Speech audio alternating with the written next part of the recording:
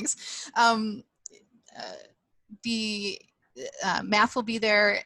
FYS staff will be available, which is Joe Arney, will be available to help with all those specialized needs, things like drop-in courses like Chem Bio or FYS 100, which we'll come back to in just a second.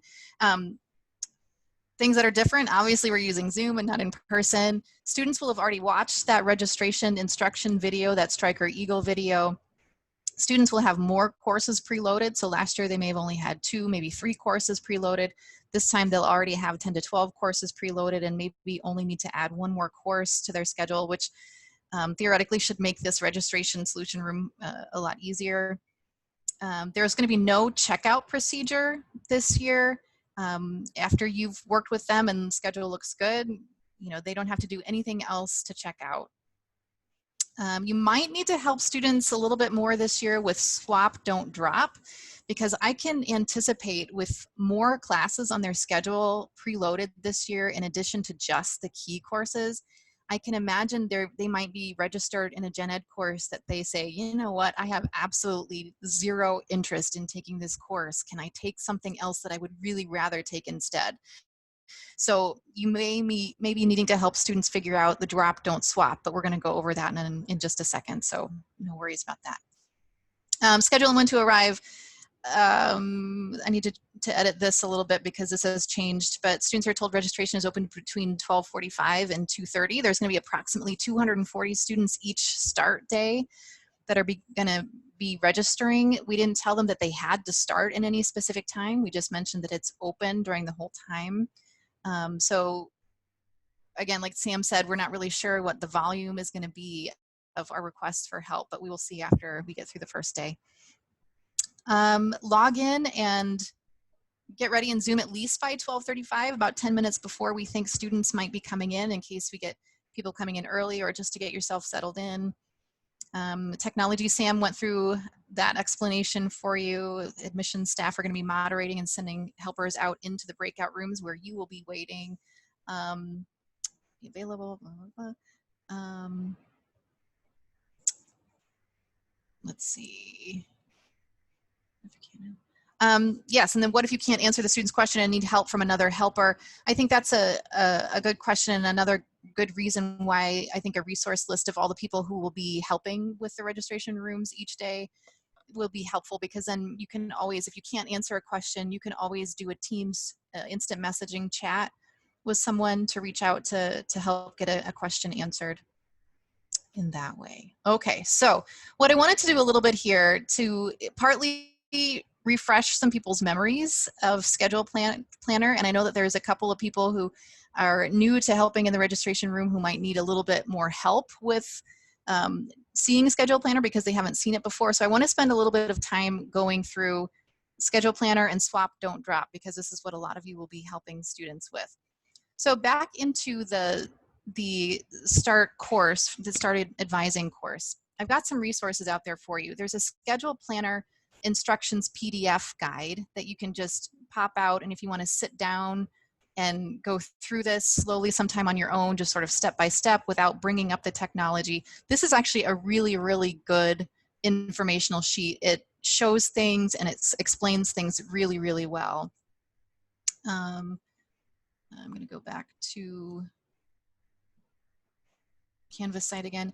And then there's also this video about using Schedule Planner, and I want to show this if it lets me. Okay, I'm not sure that it's actually going to let me show a video while I'm sharing my screen, but we'll try this and show the video. Otherwise, we'll go through the instruction sheet, but let's just see if this works.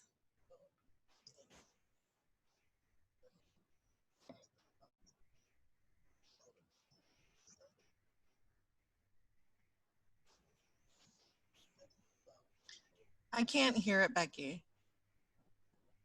Okay, thanks. I wondered if that was going to be the case. I think that has happened sometimes when we try to share videos. We can see things, but we can't hear them. So I would recommend then that all of you go back and maybe watch this video. This will be the video that students will be watching that gives them the step-by-step instructions of how to use Schedule Planner. A lot of you are already familiar with this anyway, but it's a nice review. So then I guess what I want to do is I'm going to just show, I think I've got one of my screens open here. I'm going to show a sample student and their schedule planner and go through schedule planner a little bit here myself. It's really user friendly for those of you who haven't used it. It's super duper easy to use. What you would do is if you've got I think it's helpful, especially if when you're working with a student, to have the student share their screen with you and you can talk through with them as they're clicking how to do this rather than trying to just talk without the screen view. I think would be really hard to do. So have them share your screen, have them have their Wings screen up, and over here on the left hand side of their Wings account there's the link to the schedule planner, and so you can just click on that student schedule planner and it will pop over to that tool. Okay, and then we're choosing fall 2020. This is what your screen will look like. You've got a couple of different things up here at the top. You've got plan schedule, which is where we're spending most of our time during the planning. You've got the shopping cart, where students kind of move those courses over before they're actually officially registered. And then we've got their current schedule. So you should be able to click on this current schedule tab above to see what courses they're pre-registered in at any time. For these sections, it's helpful if you have open classes only, because that way a student doesn't get frustrated with searching and they find a class that they like and oh, it's closed. So this is helpful to reduce frustration, making sure that you got the term correct. All sessions selected. There may be, there may be some 7 weeks courses in there, like if they're choosing an ESS 100 or something like that. But having all sessions selected would be fine. Instruction modes, this is a little bit different than last year. Last year we would have had you change this so that we're not looking at online courses. We would have only in-person courses. This year, since things are going to be in all variety of formats, we're going to use all instruction modes selected for that. We'll come back to the swap function. We'll use that a little bit later. But essentially, when you look at it, before a student does anything, all of this page is going to be blank. I just have a lot of courses added in here from when I was helping to preload, and I had some of these already selected. But what students would do when they come to this page, they're going to click on Add a Course. And let's say that their advisor has recommended that they choose a specific course. They can go right to subject. Let's say they've wanted them to pick ERS 100. Yep. Maybe it's not in there. Let's do let's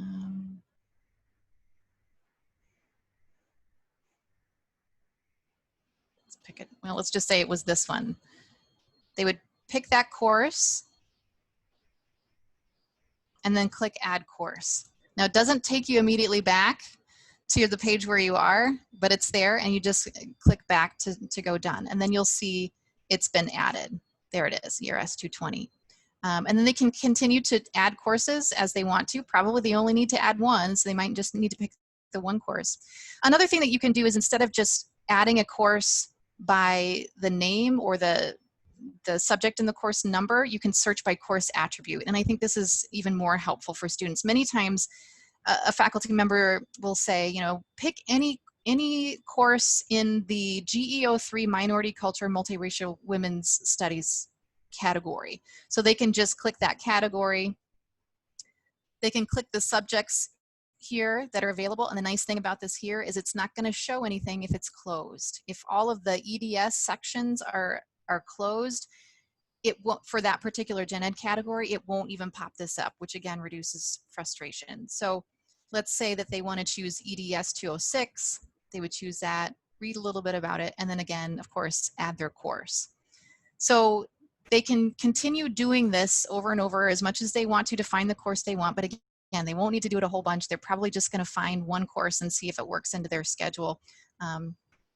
But let's say I'm going to choose, let's just pick this one up here I have at the top. Once they've selected a course that they want to try and see if it fits into their schedule, they also want to think about breaks. This one that I have down here for athletes, I've put in there to block courses that would be happening between 3 and 7 p.m. because that's the time that they would need to reserve for their practices. So you might suggest as a student selects that. And these are, again, if you need to add a break, these won't be already there. They would add a break, put in the name, do the start time, the end time, and the days that it applies to, and then add that break. Again, these are all just in there because I've been using them for preloading, but this would be blank for the students when they see it. So then what you would do, let's say I'm a student, and oh, one more thing that I want to mention too here. As you're generating your schedules, know that the system will already take into account the courses that the student is already registered for. So when we're generating schedules, it's going to try to fit in the course that they're choosing. In this case, I've chosen Art 102. It'll try to fit it into the course schedule that they've already been preloaded in.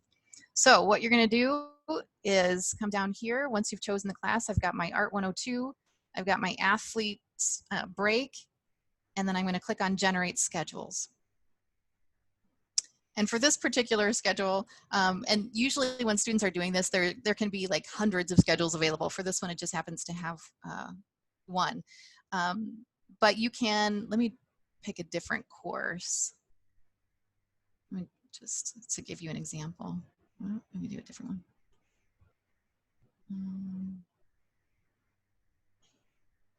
Let's try WGS 100. Oh. Maybe the way I've got it set up here, it doesn't let me do this, or I'm gonna take out that one. I'm gonna generate a schedule. Okay, so no matter how many schedules are generated here, you can hover over the magnifying glass and see where those courses are. And again, I'm only looking at one course here, and the student's account that I'm looking at doesn't have any preloaded courses, so you're not gonna see anything more here. But you can get a quick glance at the schedule here, or you can click on boxes of a couple different schedules and you can click compare and see them side by side. Or if you just want to view one schedule at a time, you can click on view and see in a big page where those courses fit with their schedule. Now, when a student is ready to register for the course or courses that they're adding, this box up here will not only show the course that they're adding, but it will show all of the courses that they've been preloaded for as well. So it will give them the total amount of credits that they're looking to register for and a nice overview of all of their courses. Then they can go up here to registration instructions and go from there. Now, because I'm already in a student's account, I don't want to mess anything up. So I'm going to go over to show you.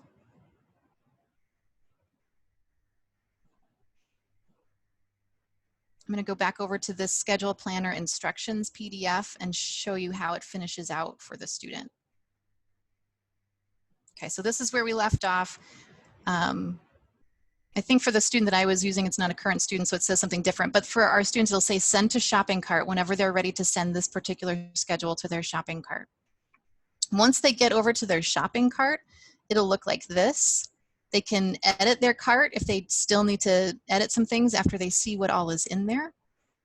If they choose to edit it and they want to remove something, they can click the remove from cart button and save, and then it would take them back to the schedule planner to, if they would like to change that for a different course, they can go back to the schedule planner. But after they review their shopping cart again, they can click validate. They don't have to. Validate has them check all prerequisites to make sure that they meet all prerequisites. And then they click the register button. Once they click register, they are directed towards the terms and conditions, where they can click on the link to read those terms and conditions and then agree and continue and confirm. And once they've done that, they will review their results. They'll have green check marks where things worked, and there will be red X's to tell them if things didn't work. And the red X's will give instructions for what it is that they needed to do differently or what happened to make it not work. All right, so I'm going to leave that there. Now, the other thing that is going to be a little bit different this time around, where in labs before, in previous years, we didn't really have to do much with don't drop swap don't drop swap with students, because we really didn't have students dropping courses. We had them registered in the key courses that they really needed to have for their major, and anything that was above that were just choices that they made. Now that we've got them in more classes that they didn't choose themselves, I think we may be having more students that are asking to drop classes. But instead of dropping, we don't really necessarily want them to just drop a class, because once it's dropped, it's gone. And another student who may be registering at the same time could pick it up. And even if they did decide that they wanted to go back to it, or they couldn't get other classes, and so they would just keep that one, it could be swept up by another student. So instead of just dropping, we want them to swap, not drop. So at the end of this sheet, it really gives good instructions on how to swap. So you can go back into your schedule planner where it looked like this. And remember, at the top, we had all this information, and there's this swap button. You click on that swap button, and it takes you back to the Wings account, and then they're going to click on this swap tab at the top. What they do is it's pretty self-explanatory once you're in here. What they're going to do is select the class that they want to swap, so the one that they don't want, and then they're going to enter in the class that they do want to add. Okay.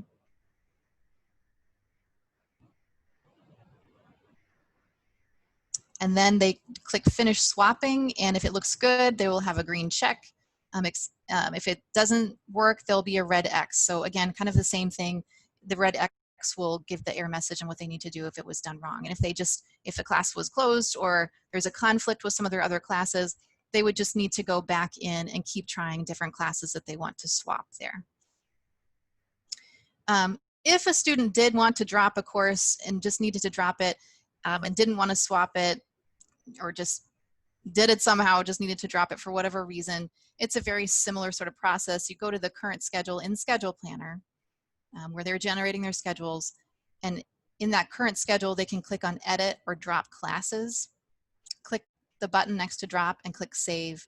And again, confirm it, and it's dropped for them. But again, try to get students to use the swap, not drop. Okay, I'm going to stop there for a second. There's more things yet to cover, but I just want to stop and see if anybody has questions so far.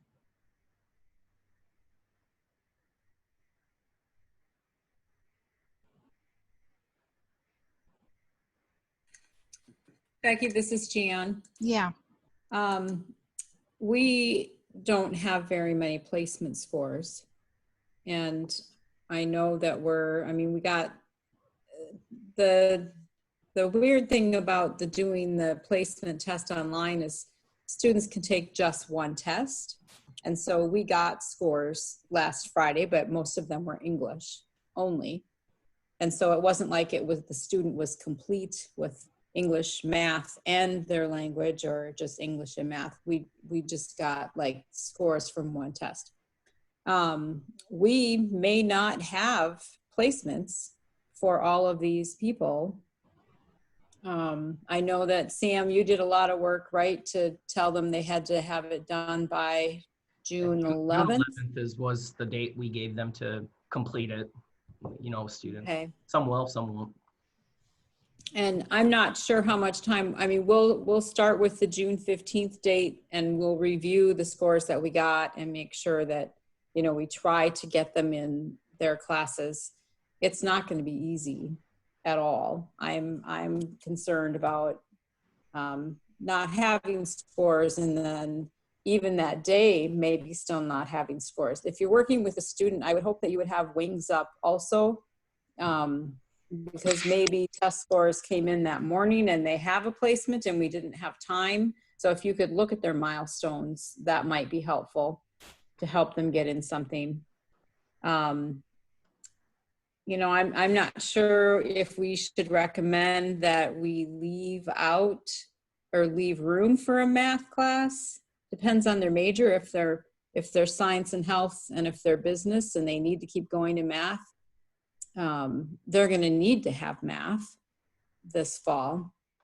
So what do you think, Becky? Should we leave room for it and let them only have 11 when they go? Or do you think we should give them something and then we should try and, I don't want to have to call every single student and say, okay, your math placement came in now. Do you want to drop something?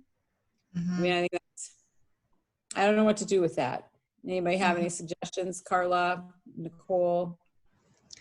Well, one of the things that I'm sort of thinking about this too is that, you know, just in case, like, let's say placement scores come in, and by the time their placement scores come in, the math class that they need is full. It may be better to just have them in, you know, the 14 to 16 credit range we want to, than not have them in that 14 to 16 credit range, and then go back and change them after we get placement scores. I don't know. Yeah, anybody else? Sandy, Carla? Well, as far as math scheduling goes, they go Monday, Tuesday, Wednesday, Thursday, or through Friday. And so I don't know, I don't want to put extra work onto the registration team right now. But if you were going to squeeze a math class in after the fact, you'd have to have 4 days in a row at a certain time available. I mean, if that's, you know, if they only have 3 classes in their schedule, there's probably something 4 days in a row. It might be 7:45, it might be 2:15, but there's got to be something. Although we've been intentionally leaving space, trying to, as much as we're able to, especially for those CSH students, when we know that they're pretty likely going to need a math class. Janelle had asked us to try and leave an hour space for the 4-day week. And like you said, it's been pretty, it's happening frequently just because there's usually some time throughout that. Yeah. Okay, that's helpful. Thank you, Chris. But I guess I would keep an eye on their milestones. I mean, we'll run milestones as soon as we can. You know, as soon as we get a file loaded, we'll run them.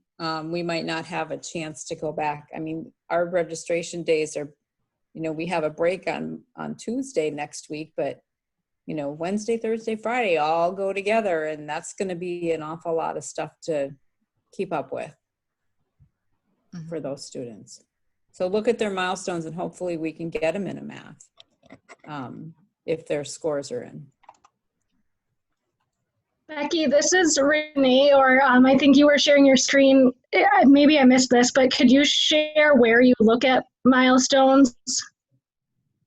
Yeah, that is in Canvas. And I was just thinking about you a little bit ago, Renee, too, that I think you're one of the people who hasn't done this previously. And so, you know, I think maybe just you and I might need to sit down together. I'm trying to pull up there we go. Sit down together and maybe go over things in a little bit more detail that we probably would have done had we been in person. But in general, yeah. It's in Wings. It's in Wings, not Canvas. Sorry, yep, thank you, Jan. Said the wrong word. It's in Wings, and I'm sharing the screen here now. Hopefully you can still see my screen that I'm sharing. When you're in the student's Wings account, there's this drop-down box that has a ton of everything. Almost anything that you need to know about a student's academic record is over here. And there's a place called Student Milestones. You just go there and click this arrow, and if there are placement scores, it will show in there, and it's called a milestone, and it shows what courses they're eligible to register for. Thank you. And Renee, let's connect again afterwards. Okay. Okay, so back to this document again, and again, you know, stop me if you have questions along the way, but just some frequently asked questions that I think I just wanted to put out there. Some of these are fairly self-explanatory. Others might need a little bit of discussion from us or a little bit more clarification. But if a student needs to drop bio or chem, for those of you who haven't done this again in the past, we don't let students drop bio or chem, because if they drop it, it's gone, and we don't want students to make mistakes and think they don't need it, and actually they do, and then we can never get them back into it. It's difficult because of the different components of those classes. But if they do need to drop that class, they do need to have permission. And so this is where, well, and kind of like I say in this part here, make sure a student truly should, make sure a student truly should drop the course first. So you're going to ask them questions like, what's their major and what did their advisor say and things like that. But this is something that the records office will need to do. So this would be the case where, and Jan, correct me if I'm wrong, we'll have the list of records staff available that everybody should have access to as they're in the registration rooms. And we'll just do a Teams instant message to a record staff to ask them to drop. Is that the way we'd like to do that?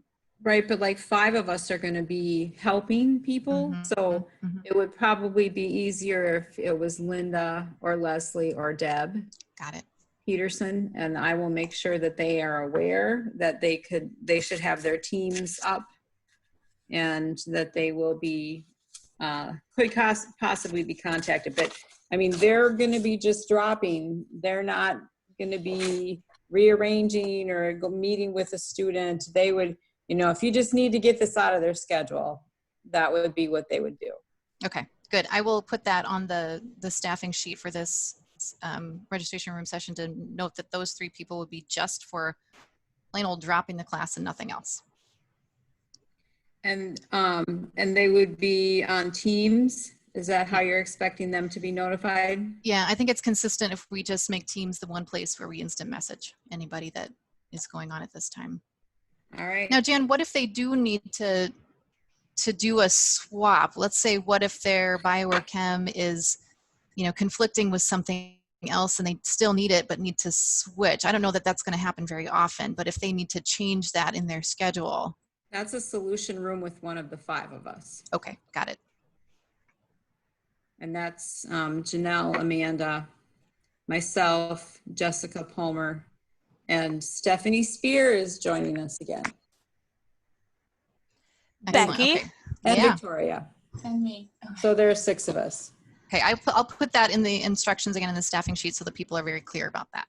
But that would be something that someone from admissions would have to, as the room moderator, move the student into our room, our breakout room. Correct me if I'm wrong, Sam. That would be the case where we instant message the ASD and say, ASD, can you please come into your, not ASD, record staff, can you please come into the CSH Zoom room and then ask the admissions person to take the record staff person into that Zoom room that's already created. Is that right, Sam? That was kind of my understanding. Okay. Is that you would just be outside of you'd be in that Canvas account just waiting. So then if you're if you're the business person or whatever, whoever the advisor is, to say, Jana, can you get me some help? They'd come in, the admission staff member would assign you to that specific breakout room, and then you'd go. So you wouldn't be necessarily in the room, or my goal is to move the student as few times as possible. So Okay. they stay in the room, we come to them. Okay, so can we practice this? Yep. I'm sure that my staff would love to practice this. Yep. Okay. Okay, number 2 on the FAQs. Families may be present during this virtual conversation. Please direct your conversation to the student as much as possible. I know we talked about this a little bit in the previous training, but for those who weren't there for that one, families might be there. FERPA questions, we're sort of under the impression that if a student is agreeing to have their parent or other family members in the room with them, that they're giving permission for them to hear information that we talk with them about. So it shouldn't be a FERPA problem. But it could be a situation where, you know, a family member may try to dominate the conversation. And it's a little bit hard to navigate that, but in general, you can approach it in a couple of ways. If the family member is asking a lot of the questions, you might just turn the question right back around to the student and say, student, what do you think about that option? So try to keep the conversation with the student as much as possible, knowing that it might be a little bit difficult. You don't want to make the family member feel unwelcome either, but just try to direct your conversation mostly with the student. Students should not be dropping FYS unless they have a very good reason. For example, changing their major and their FYS course conflicts with a key course for their first semester. It's now a required course in the first or second semester. We want to discourage students from dropping, because if we have too many students, for a variety of reasons, but one of the reasons is we have too many students that drop it this fall. There's not enough available seats in the spring. We're doing some research to see how we're helping students, and students have chosen, you know, from a group of courses which one they like. And so again, we're just, if a student says, you know, I don't want this course, why do I need this course? You can reiterate, it's required for all students. You're going to have to either take it now or in the spring, and we highly encourage you to stay in this course. If there is an absolute reason why they have to drop, Joe Arney is the person to do the instant message Teams chat with there and say, hey, Joe, can you join my Zoom room with this student? Becky, can I add something? Yep. Just so you know, they chose their section on their START survey. So nobody should be in a course they didn't know that they chose. Just FY, so that might help with the encouraging them not to drop. Right. Okay, number 4, avoid steering toward or away from certain instructors, and avoid talking about rate my professor with a student. I know some students might ask, you know, if they've got a couple choices, which professor is better and all that. Try to avoid having those conversations. Number 5, ask student to share their screen with you for a better understanding of their questions or concerns. That way there's a visual there. Number 6, students will not have the option of wait lists or overrides during start. So if there's a closed class, they can't just go and say, hey, can I get an override in this class? Again, it's for very specific situations. If they have to have a class that maybe you need to talk with records about. But in general, just because they want a class is not a reason that they would be given a wait list or an override. They just need to find an open class. Number 7, don't schedule athletes for classes after 3:10 p.m. They're, you know, usually the rule of thumb is 3 p.m., but there's a class slot that goes until 3:10. The coaches have typically said, you know, 3:10 is fine if they have a class that goes until 3:10, but just don't schedule them for anything that starts after 3 o'clock. Number 8, try to avoid dropping or swapping classes. We already talked about that a little bit, and that you might need to guide them through that process this time around. So again, go through the video that's in the Canvas site that gives you instructions, and read through the instruction sheet so you're pretty familiar with that and feel comfortable leading the student through that. Just a note about that too, the swap don't drop link was not shared with students early on. I think we put that in as a resource for later in their Canvas course, but we didn't have them look at this, you know, the swap don't drop link instructions way ahead of time, because again, we're trying to avoid having them drop and swap if at all possible. Number 9, students should be registered for somewhere between 14 to 16 credits. Number 10, Wings is going to open again on July 27th if they want or need to change their schedule. Wings is completely locked down from now until then for all students, except for the students who are registering on that start day. So after their session closes that afternoon, they won't be able to get back in to change their schedule until July 27th. Number 11, if students or families ask about plans for fall semester as it relates to COVID-19, refer them to the UWL and COVID-19 virtual session that's going to be from 2 to 2:30, I think is the correct time on that in the afternoon. I'm going to check the schedule to see if it's exactly 2 to 2:30. I think, Sam, do you have that right? It is? Okay, thanks. From 2 to 2:30, we want to try to avoid answering a lot of those questions because, you know, we don't know the answers to a lot of those questions. Things may be changing, you know, as we speak, as we're talking about it. So best to direct them towards that afternoon COVID-19 session or to some of the specific resource sessions like with Residence Life or dining or things like that if they have questions about COVID-19. Oh, and then this one, to end things up, you know, for some students and families, this might be their last interaction with someone from UWL for the day after they get registered. So, you know, if you're in a conversation with them during the registration solution room, try to close your conversation as if you know you're the last person that they're talking with that day. Sort of give closure about letting them know about how excited we are that they're coming to UWL and how they can keep in touch with us for general questions. They can go to admissions for specific registration questions related to fall.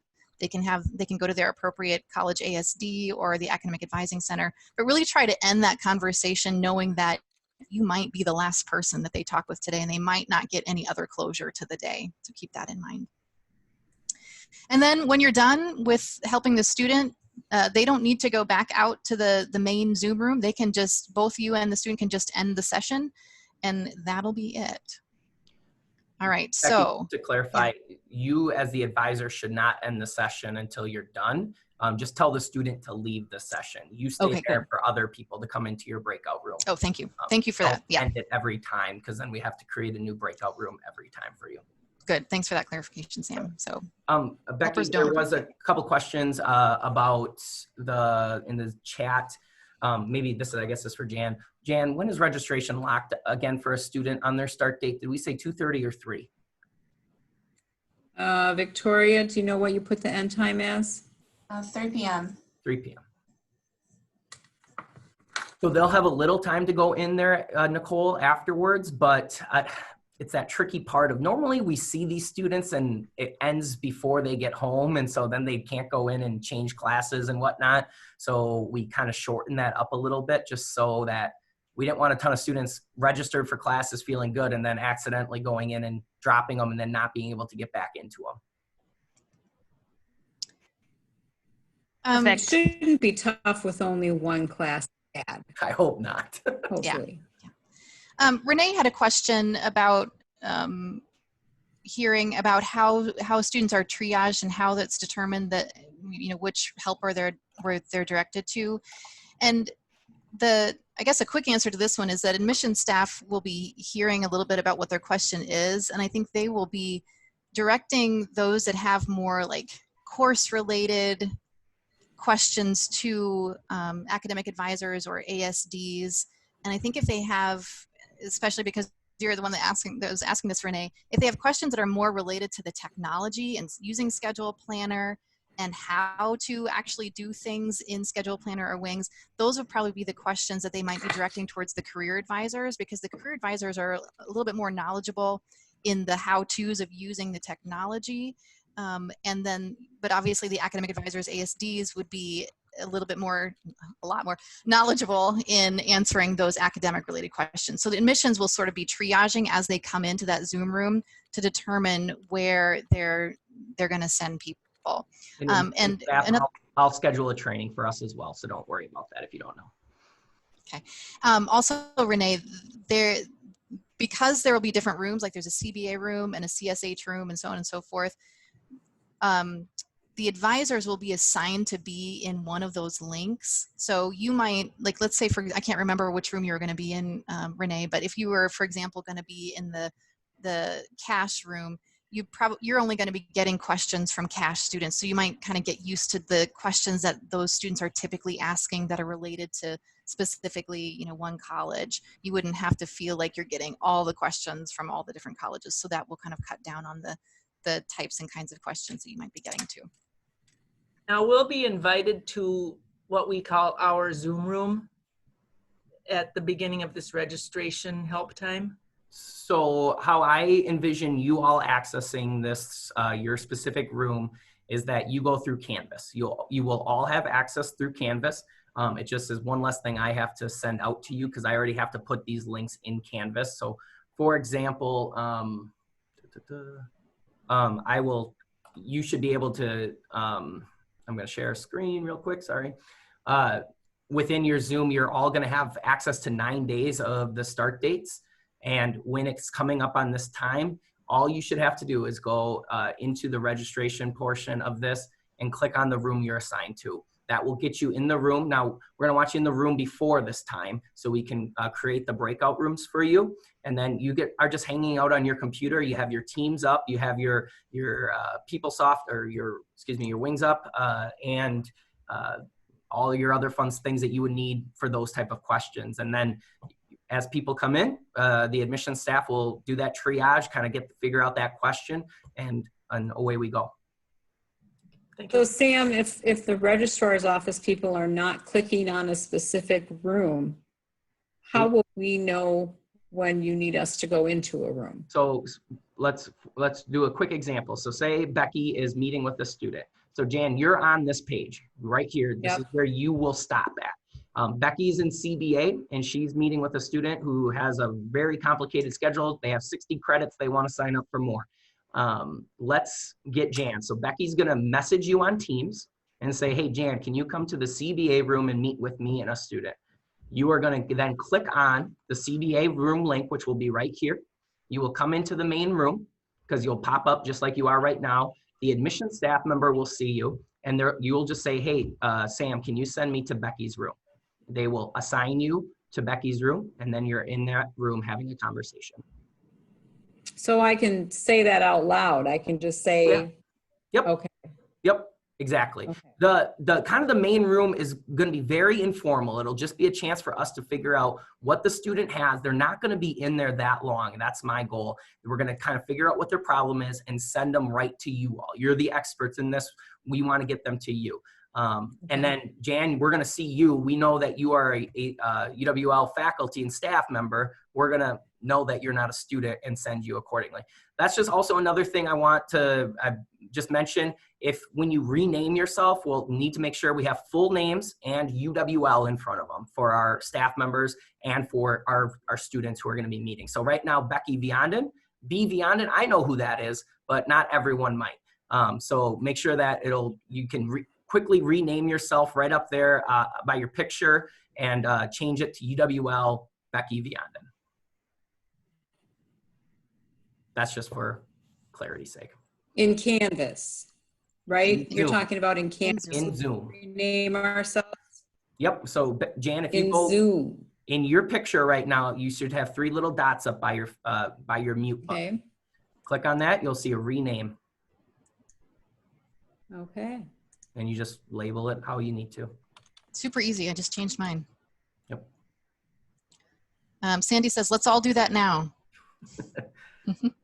Becky, I have breakout rooms ready. I can assign, again, the breakout rooms are going to be pretty straightforward.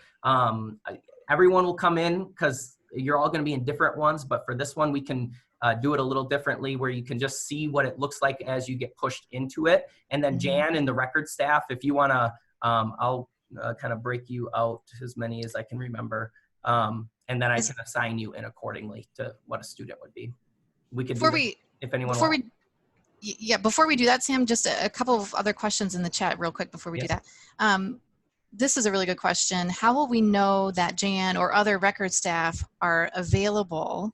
That's a good question. If we're instant messaging them in chat, let's say we want Jan, but Jan's over in Zoom helping somebody. How do we know that she's not available and we should try someone else? So I was thinking about that, and then I was thinking maybe we should have more of a team within chat. So it's not individual messages. There's the records team. And so Becky, you would email the records team, hey, can I get some help in this one? Jan says, I'm on it. So then we know Jan is currently busy. When Jan comes, that could be confusing because there'd be a lot more conversations happening. I don't know the perfect system for that though. If we created a team in Teams. Yeah, that's what, yep. What you're saying, a specific team. I mean, it could be a lot of text, but I think that would be helpful as someone who's going to be looking for one of those people to just pop in there and see who's available or just to even list it and then a place to keep an eye on it. Well, and the kind of another unique thing that you could do, the admission staff who obviously will have seen Jan go into the room, if the person that you are like, if you know that, that'd be tough too. Sorry, I'm thinking out loud. That doesn't work. Well, before we always used to have specific people in a specific room. I mean, do you want one of us to be like we used to do, like Victoria be in business and Jessica be in education? And I think we said no to that just because if science and health has 20 students in it and business has 1 student in it, and they don't have questions for the records person, then potentially whoever is in CSH is going to be working their butt off. And maybe that CVA gets it, but we just know the big colleges and Cash and CSH might have more questions. And so we don't want to say, we'd rather just put people where they're needed necessarily, not just to make it equal. So here's maybe an idea, someone in the chat. Maybe if we did individual instant messages with records, they could change their availability on and off so that the green light is free and red light is busy. But I just wonder if they forget to change that every time they go into another room, might be a barrier there. Well, the other problem is you won't know how long to expect to wait for them. So the teams where there's a chat, you would at least have an idea. You could say to the student, I'm monitoring this room. I've let someone know that you're available. As soon as someone responds that they'll be available, then we can invite them into this room, or I can tell that. But otherwise, I feel like you're just going to kind of be like staring at the student, waiting a little bit, kind of awkwardly potentially. Yeah, and there'll be potential chances where all the record staff are busy. And I mean, just like we wouldn't have a student wait in line.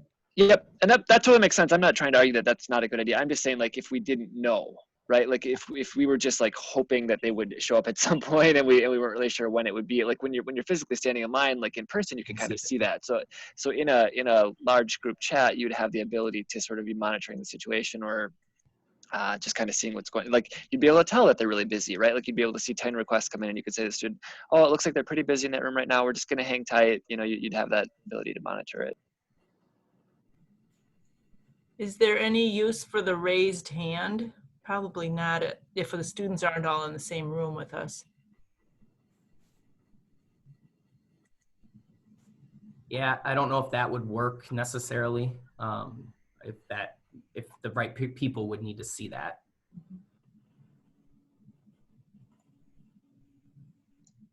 When I've used that function, this is Renee, Carla, it's been more so like I'm a presenter, and then it's kind of like chat, except they're talking instead of chatting. So I don't think in like a one-on-one room that would make a whole lot of sense to use the raise your hand function.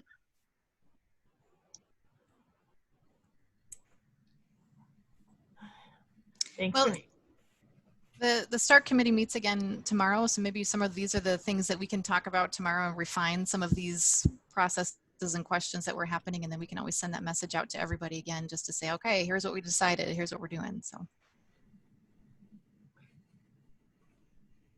I think a lot of us are familiar with Zoom, of course. Maybe some of us, maybe me included, feel a little bit, oh, how's this really going to feel? And I don't know if there's any way to kind of replicate the environment that we're going to be in, like on Thursday, when we could kind of practice, do a little dry run, kind of get a feel for some of the functionality and how that would potentially work, and assign roles to people or something. But if we could, I think that would help us feel more like we're in a kind of professionals ready to go. Yeah, we can definitely do that. I'll be honest, like we could potentially do that right now. I can assign you all. The one thing is you're all advisors, so you can't all have the same view. And then you all can't be a student either. So half of you are going to be students, half of you are going to be advisors. You can decide who it is, but essentially what could happen is if you really wanted to, we could do it like this, where I assign you all to a breakout room with one other person. Between you and that other person, you decide who is leaving the meeting. So you leave the meeting, and then that student comes into the room again, and I assign them out to the people. That would be the best way to practice it, because not everyone's going to be all in the meeting at the same time to just go magically into a breakout room. People will come in at different times. What needs to happen is if you are the advisor staying in your breakout room, you just stay there. You don't need to come back to the main room. You just leave your meeting. The student would just leave their meeting. And we could practice that real quick. It wouldn't take a long time. You just need access to that Zoom link to get back in here. Yeah, let's do it. I think that might help a lot of people feel a bit more comfortable with it. Yeah, because I'm still a little leery of this. So I'm gonna. The good thing is, I think that for us to know as advisors helping out, we just need to, go to that link. We're going to be put in a room, and we just need to stay there the entire time. We don't have to do anything else. So I think we don't have to be jumping back and forth between rooms. So I think that's kind of the thing that makes me feel better about it too. But yeah, Sam, do you want to? So yeah, you might be in a room with one or two other people, but just pick one person to stay in the room. Everyone else, leave the meeting. Don't come back to the main room. Click on the link to come back into this meeting, and then I will get you assigned out. And then we can practice it again. If you left and you want to see what it's like when someone comes into your room, we can do that. So we should be getting out into our Canvas right now. No, because those links are not live or active. Oh, okay. Oh. So, okay. So I think the question is so Sam is going to get us out into breakout rooms right now. One of us is going to leave this meeting and come back to this same link that's in your calendar invite. Yep. Yeah. All right. Okay.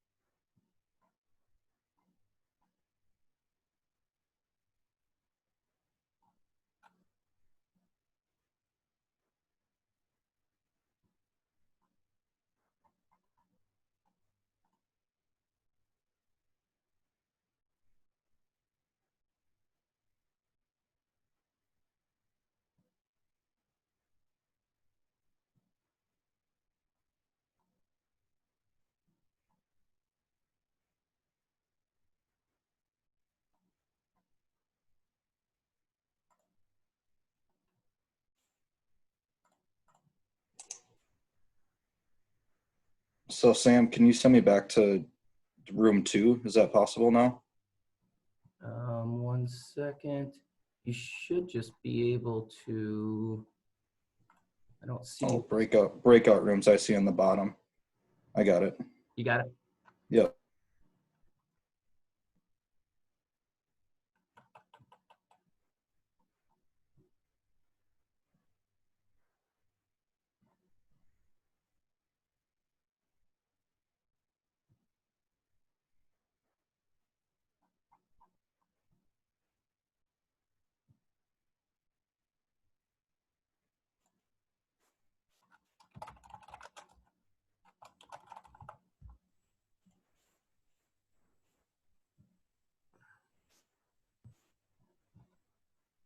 Hi, Sam. I have a question about the College of Business Administration. Ken, let's get you to your room here. You should be able to join your room at the bottom, Ken. I think. Or I can, here, I'll just. Wait, now join, how do I join a room? There you go. I should have just sent you a link. You can click on that and accept it. I'm not seeing Joined anything. and came back, so I'm not really sure if I need to do No, you're good. Give me 1 second. I'm just going to assign you to kind of some random rooms here. You're assigning us to advisors? Yep, your advisor you're going to go talk to right now.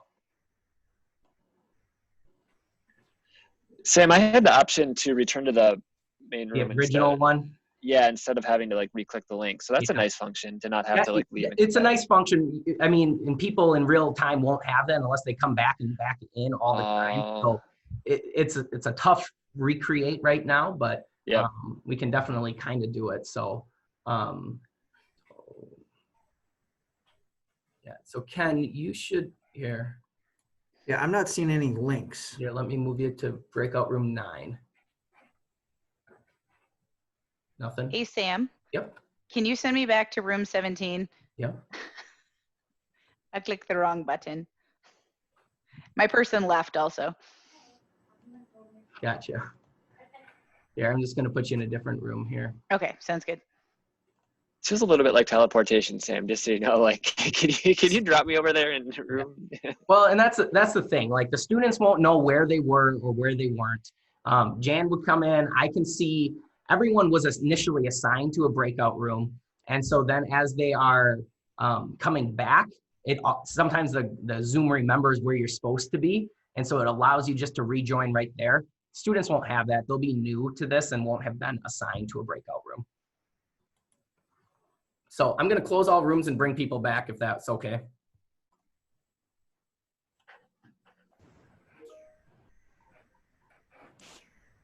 I know this is always fun. If people are in a conversation, all of a sudden their conversation is cut off and they're back. I get here. 60 seconds. Oh, okay.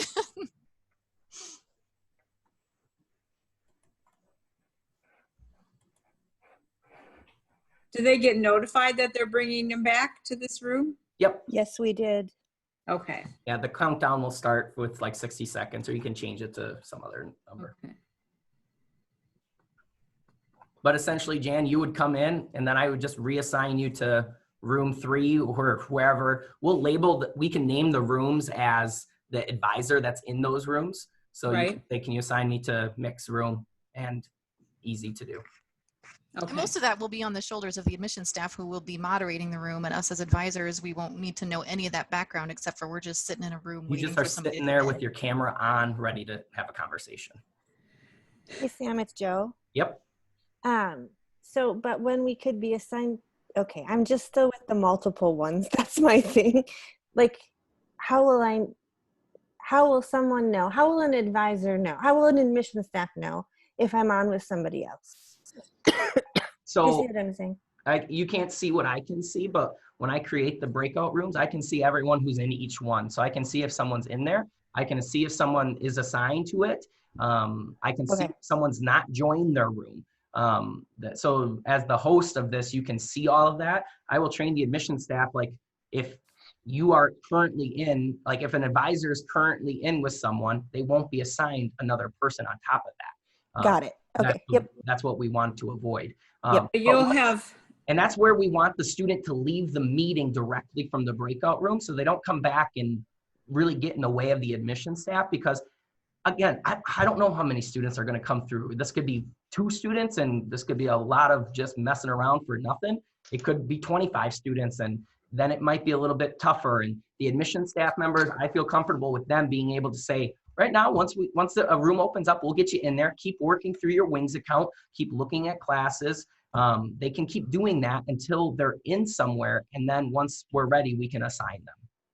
And we want them to leave the room, even in my case, where it might just be dropping an FYS or switching sections. We still want them to just leave the room, and then you'll reassign them if they need to be reassigned someplace else. Well, I would say if they have more questions at that time, let's answer those right then and there. If they are done and they don't need your assistance anymore, then they leave. But if they have a lot of questions, I don't want them to go back and in and back and forth. They just leave the room. Joe, you leave the room and you wait for the next person to ask you a question. Got it. They can't figure out how to leave. Can we kick them out? And I know that sounds kind of funny, but if they're like, we're all done, and they're like, yep, I'll leave, but then they don't leave your room. Like, is there a way to? Like, I would say I don't think there's a way you can do it as from your breakout room, but what could happen is if you're like, they're not here, but they left their computer on or something like that, you can message you can go to the main room and say, hey, can you bounce them from the room? And it's easy to do for the admission staff member. So Sam, who's going to be the main admissions person in the room when the records office comes in and doesn't go into a specific college? Sorry, there's 5 different rooms. So we'll have 5 staff members working one staff member working each room. So there'll be 5 different ones. I don't have a schedule created yet. So Jan, if a person in the CBA room is asking you for help to come in, we'll probably have a list of which admission staff are in each of the rooms. And so let's say it's Ken, you go in and say, Ken, so-and-so asked me to join their room, and Ken would move you on over. So there's really going to be one admission staff per different link. So it's not going to be everybody's all in one of these same rooms like we're in currently. There will be a CBA one, and then you'll know who the admissions person is. Can I request that you be consistent so that if Ken's in CBA, Ken's always in CBA? Jan, I'm gonna try to honor that, and I'm gonna put them all mixed up just because that's what I get. No. It's your birthday, Sam. You don't get everything you want. We can do that, Jan. That would be helpful. We have to balance a few other things within the office, but I'll try to be as consistent as possible. Sam, I have a question. This is Nicole. Yeah. And when we were just in our little breakout room, Megan and I were talking about this. So if we're helping a student and it's an FYS issue and we pulled Joe into our room, do we as the advisors stay and sort of just hover in the background while they're doing their thing, or do we sign out to help somebody else? It's a good question. So what I would recommend is, if that is the only question or the only thing that student needs is Joe Arney's help to get that FYS class dropped and changed, then Joe can handle it. And you can come back to the main session and you can tell Ken, hey, Ken, can you create a new breakout room for me? Assign me to it. I will join that breakout room so that when another student comes in, you can assign them to me there. When Joe is done, Joe can leave and that breakout room just becomes empty. We can delete it. We don't have to worry about it. But what I don't want to have happen is you leave, Joe is still talking to the student, and this other student has 20 million other questions that Joe can't answer. And then they're like, well, we're going to have to get you reassigned. I want to limit that as much as possible. Essentially what would happen is if that happened, the student would just go back to the main room and get reassigned to an advisor. So it's kind of feeling out like you're going to have that time. Like that student's going to say, I want to drop FYS. And you're going to be like, okay, let me reach out to our FYS coordinator. As Joe's coming to your room, that's when you're saying, what other questions do you have? What else can I help with? Let's take care of some of those questions. So when Joe gets here, we can focus on that alone. I think maybe I just need some help visualizing, understanding the solution room versus the breakout rooms, how we navigate back and forth. The solution rooms are the breakout rooms. So imagine you're in a computer lab on start day in basement of Wing. That is what this is. So you are just essentially, students are raising their hand and now they're coming to us within this room here. So we are that one-on-one assistance that they get. Now, for example, say they need a records change or they need something else. That's when you would walk them down to the solution room.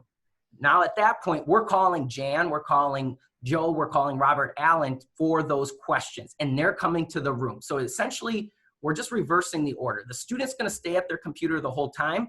They're coming to us through the breakout room here. We're calling it a solution room. But the main, what did we call it? We had a couple of other words for the solution room in the past. They would join you there at the computer. So as you're helping the student over their shoulder, then Robert Allen is coming to help you help the student. So then there's two of you helping one student. So you're right. It's not a simple thing. We're trying to redo it as best we can, and the breakout rooms will work. It's hard to visualize. I agree. Mm-hmm. And I think it's a little bit confusing too, Nicole, because for those of you who've done it in the past, we called like the solution room was its own separate thing that was basically records. We're kind of just calling everything here a solution room instead of having separate spaces for it. So there's essentially this one room. You will all be assigned to your own breakout room, and that's it. And those that were in the solution room before are going to join us in our main room, and then they get sent out to our breakout room. Yep. Becky, will each of us as an advisor be on every afternoon? Yes. Okay, yep. There was talk about a schedule, and I was starting to get a little confused on that as well. Yep, no, and I think that it's related to which room you're going to be in. But I think the way that we've got it set up is so that if you're in the cash room one day, you're going to be in the cash room every day. We're not going to be making you go to different rooms every day. Okay. I just took the whole month of June off, actually, so. Died.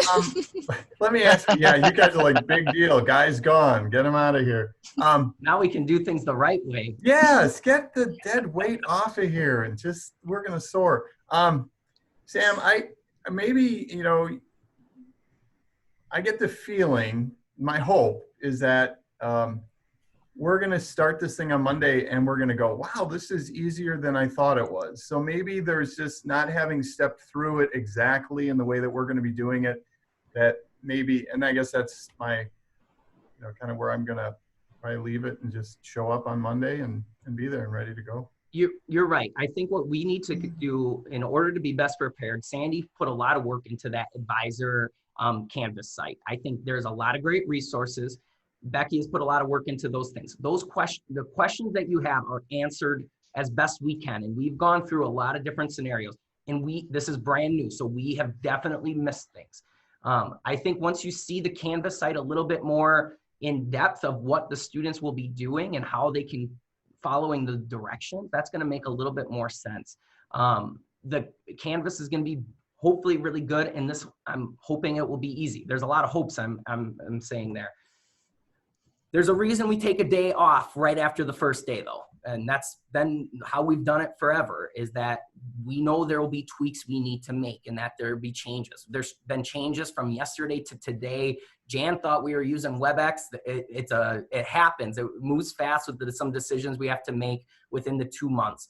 And so you're right. Keep your feedback. We as much as we have 9 days, we have 8 days after that first day. So anything that we can do to make those 8 days better, I've been telling all students, don't come on the first day. We're going to be, we have to have some students on the first day, but it's going to be a learning curve for us all. And from the beginning to the end. And it's just something that I'm hoping students will have a little bit of grace on. I'm hoping that we've tried to think of all of the questions, and there will always be a student who has the most outrageous request, who doesn't know, they didn't read anything, that didn't do what they should have done, and they're going to come to you with all the questions. And again, referencing the materials that we have is going to be important. And just, trusting the process. Like, okay, you're in wings right now. Let's get you signed up for classes. Ultimately, that's the end of the day. What they need to do, meet with an advisor, go through registration. If they don't see any of the residence life sessions or talk to anyone in parking, I don't care. They just need to meet with you as the advisor and sign up for one class because Jan's crew is taking care of the rest. Or a lot of you have to, I guess. That's ultimately the end of the day. We should have had you do our CSH video.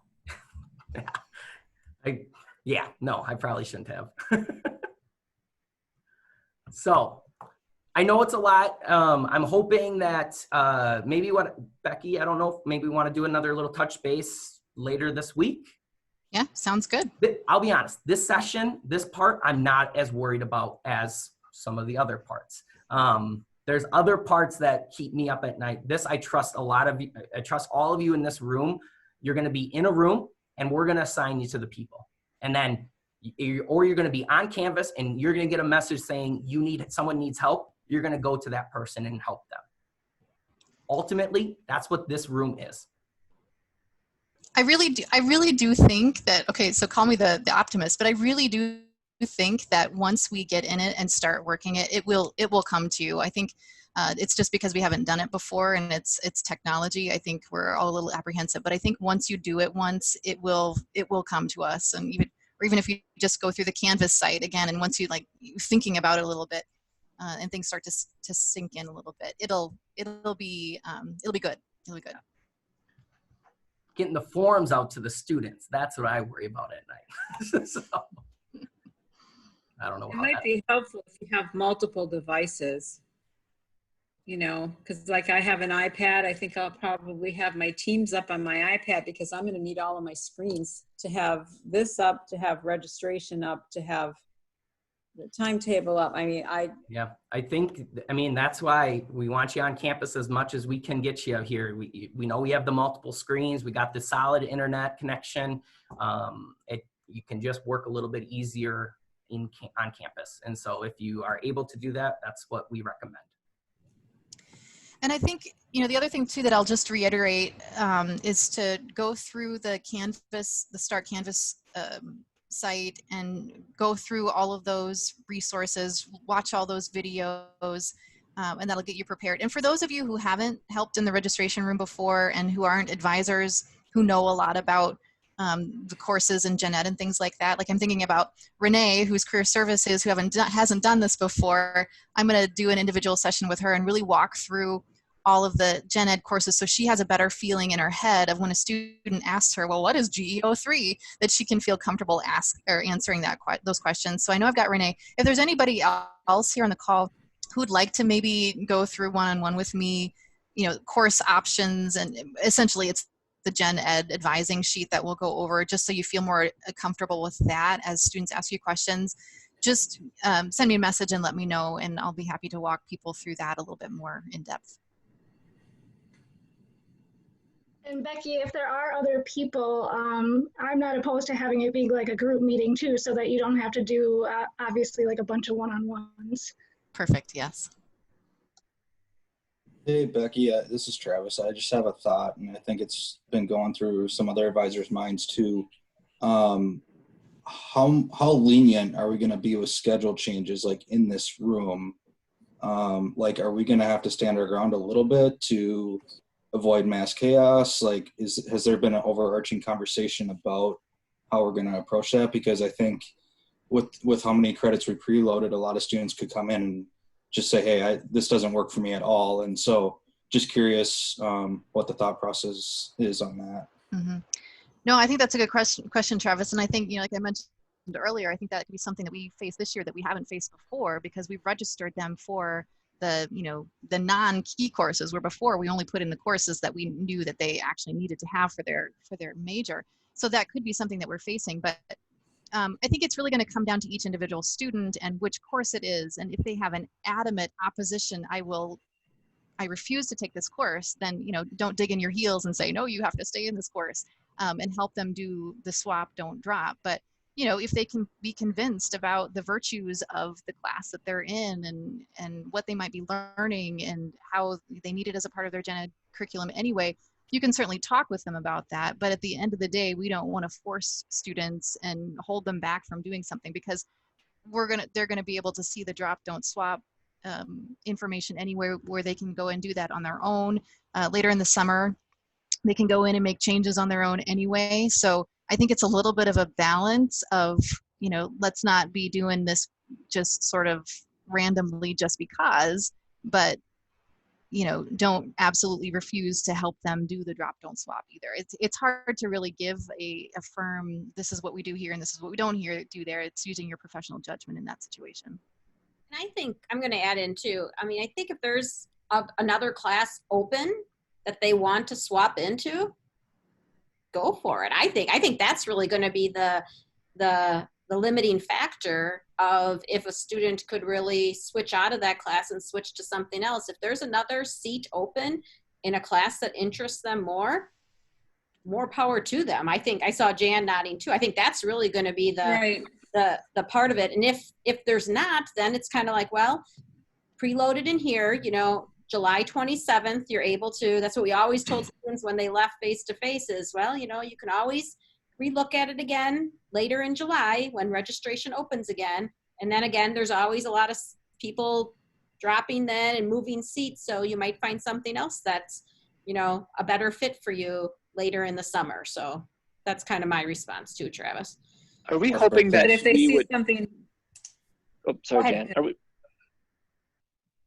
Go ahead, Chris. Okay. Are we hoping that we would walk them through this swap?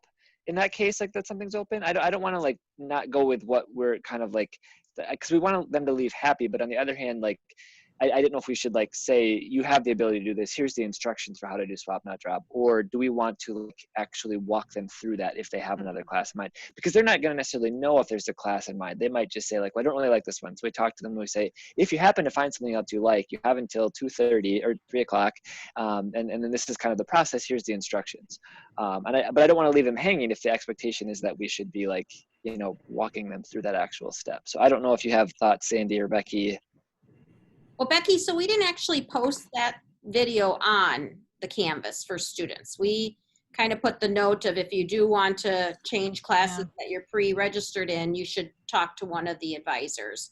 So that was kind of a judgment call that Becky and I made on Friday. That's a tough one. We didn't quite know how much we want to promote swapping and dropping. It's a fine, because again, we don't want them to drop, I don't know, something and then they enroll in both English 110 and CST 110. I mean, the likelihood of that is minimal, but still there's sometimes good choices for swapping and there's sometimes not good choices. So, and we didn't want them to accidentally drop one of their key courses for their major either. Right. Exactly. So, and if like Chris said, we just give them the instructions and there's not a checkout, I feel like that sort of leaves it open for them to make a bigger mess than if we stayed and walked them through it. But if they're very indecisive and want to spend 25 minutes looking at choices, is that the best use of our time? And maybe the decision is that it is.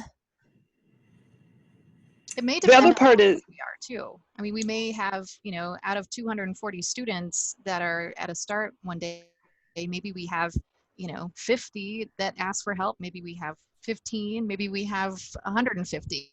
I think it might depend on how busy we are too. I mean, and I guess I get the points about like them making a mistake on their schedule or screwing something up. But if they really don't, like if they hate, I was going to say chemistry, but that's not a good example. Let's say they really hate History 110. If they really hate the idea of History 110 and they come to July 28th, they can still do that then anyway, right? So it's not like that day, that difference is like, again, so that's why I didn't know if we want to like give them those swap instructions or kind of, It actually might not hurt for us to give them that instruction sheet about how to swap, not drop anyway, just in case they decide that they want to do it later in the summer. So that at least they're informed on how to do it. My guess is there are not going to be a ton of open things. We take all the seats that are open, divide it by 9, and that's how many we open for that day. There might be more math open than anything else this time. If we don't have placement scores and we can't get people in math. So, maybe that's going to be their choice, but if they don't have placement scores, then they still need to do that. So I guess you definitely can't talk them out of taking something that they don't want to take. That's fine. But they should look around at all the different categories on that sheet and find something that But there aren't going to be a lot of seats open. So I think also it's important helping the student understand what the gen ed is and what category it counts and how it counts, because sometimes they look at the class and it's like, well, I don't want to take that.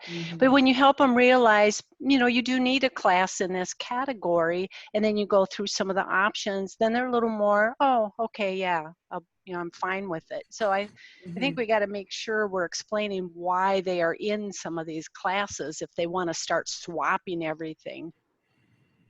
Right. Thank you.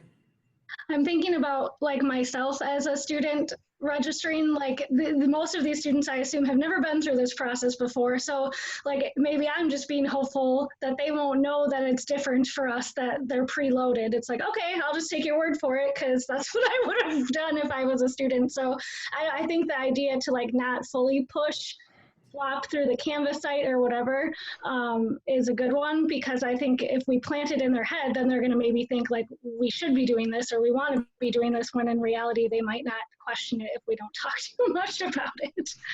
Good point, Renee.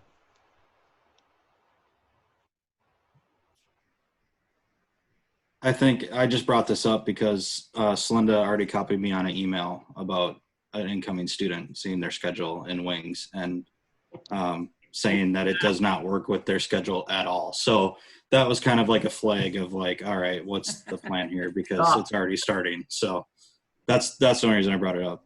Yeah, and I'm always happy to kind of talk to anyone more. I basically CC Travis because it's an RT student and Becky, and said that it's 10 credits, that all 3 of them are important. They're bio, soc, and ERS 100, that they're all gen eds are required. That, you know, you will still be able to add some more classes on start. I think some students might walk in with a confusion that they're going to sign up for all 14 to 16 credits rather than even just applying 4 to 6 credits. So, I mean, I'm hopeful that the student just goes, okay, that makes sense, but we'll see. So yeah, because that came up, Travis and I were talking a little bit in chat about kind of being prepared for those in the next few days and during start weeks and during start advising and during the solution room. A lot of students who might put their foot down and be like, well, I don't know why I'm in this. I've already had a schedule built in my head. Don't know where she got that. But yeah, it's a fun one. I'm curious on where she got the schedule that she needs. I know. 4 months from now, when we don't even know if we're going to have all online or hybrid classes. Yeah. But, you know, I think that's another point to bring up here, is that the schedules that the students create now could very well change, because we don't know, and Jan, fill in here too, we don't know exactly which classes are going to be hybrid, online, or in person, or what, to a final degree at all anytime during start. Jan, you want to fill in there? That's true. Well, the committee that I'm on that's working on the instruction stuff, it's, we're just starting, and I know that we do want to have first years in some face-to-face classes, but a lot of things are probably going to be hybrid. I would think that things that are a very large lecture, we're not going to have a room big enough to have 6 feet around every student in that room to be able to meet in a classroom. So, and like Bio 100 already went online for the lecture part. They're hoping to keep the labs, the in-person things. And I think that's going to happen with other classes too. And Betsy asked, when she asked the faculty to, if you want to go online because you have a health reason, do that right now. Everybody else wait till after start's over. So after start, I expect things are going to change. So, but I don't know that we want to get into that with these students. I think that we just want to say, you know, the COVID-19 is just going to, we're not exactly positive how this is all going to go. We, you know, this is what we know right now. We're going to be on campus, and things could change at any point in time depending on the health situation in the county. So yeah, I guess I would add one more thing that I remembered a detail in the email that's also important, kind of not just the COVID, but the other thing that the student brought up that I think is important is that telling the students that this is a snapshot of what we have based on information that they are able to provide and that we have, and that it's easier to edit a full-time schedule than it is to scrounge up a schedule. Because the student was like, I have a ton of credit and I don't know if they have it in admissions. I checked it. She doesn't have final high school transcript sent in, but like, right, we don't have transfer credit in, we don't have AP scores in, we won't have all the placement scores in. So I think that's another thing, is that saying that this is going to change throughout July and August as we get those details, and that's very typical regardless of COVID or not, because we don't get AP scores until Right. July anyways in a normal year. Right. But if they have that stuff, they should put that on their start form. I mean, so we have the most information that we can have to make the best choices. Yeah. Yeah. So you're We're preaching to 100% the correct, and that's something we deal with on a regular start. This is going to be even amplified more. And you're right. I think we definitely have to go into those conversations saying like, this is what we have versus with the information that we currently have. We can't predict what your AP scores are going to be in July. We can't predict what the transcript will look like when we actually get it.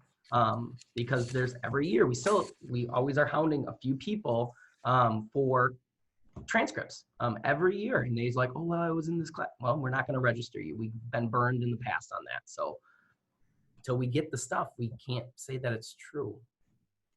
And they may have siblings who have gone to register at another campus and they got to pick all of their classes. I think a few more of the UW schools this time around are actually pre-enrolling in a couple of classes that are key courses. I think we probably went a little farther since we were already pre-enrolling in key courses and added a few more, so we made it easier for them. But you're right, they might not like what we picked. But Jan, this goes back, like correct me if I'm wrong, we used to enroll them in all their courses. Yes, we did. They would leave, they would come to start, give us their choices, and they would leave, and we put them in everything. Yeah. And that was like, 5 years ago, 6 years ago? It wasn't very long ago. We enrolled them in everything, and then we just sent out their schedules to them. And very few complained. I mean, very, very few. And once we got AP scores, then we reworked their schedule with their AP. And so, but people didn't complain. They were happy they didn't have the hassle that their siblings had because they came home and didn't get anything at all. Or they came home with zoology and they're like, what in the world am I doing in zoology? So we at least give them their. That's right. You're only unhappy if you think you have a choice. That's right. I mean, Renee actually hit it really good. I think we just tell them. I think that's a super good point. Like, listen, this is the schedule. Things are flexible right now. We hope you like the schedule. You're going to have the opportunity to make changes later, but and things might look different by the end of July when you have the ability to make those changes. So, again, yeah, take a full schedule and be happy with it. I think that's sort of what we've done in the registration rooms in the past. Is like those students who aren't happy, just know that you can change it again when it opens up in July. So. That's might be just where we have to end it there too for this year too. This is Joe. Can you hear me? Yep. My earphones out. Okay. The one thing though I think Jan's point made is good is that we're going to have some students who don't want to be face-to-face because they have compromised whatever. And we're not going to know what classes are all online and which are hybrid and all that until fall. So that does complicate the switching issue a little bit more. And I just want to make us cognizant of it. Yeah, that's a good point, Joe. Right. If somebody asked for all online classes, and I know I have at least one request for that already, I've been working with Corey. It's going to be tough to know that right now. I think that when the timetable changes, at the end of July or early August, tell that student to reconnect with our office. And I mean, if they have a compromised health situation, we don't want them to have to come here. So we would be happy to rearrange their schedule. Just tell them to contact records then. Okay, and Jan, you should know my FYS section is going online. Everybody, right. I'll take them. And I'll Thanks, take as Joe. many as you will give me. I don't care. All right. Okay. I'll give them to you. Thank you. Becky, anything else you want to share? I think we've covered as much as we can cover right now, and then we're probably not all very receptive to any new information now after we've been on Zoom all afternoon or WebEx all afternoon. So this is, I think if anybody has questions, just, let me or Sam know and we'll figure it out. And AAC advisors, I'm sure we'll be talking about in our staff meeting this week to clear up any things too. So Great. Thank you all thanks, very much. everybody. Like I said, I know we can get through this. We got good people working on it, and ultimately we can serve our students really well. Thank you. Thank you. Thanks, everybody. Bye. Hi, everyone.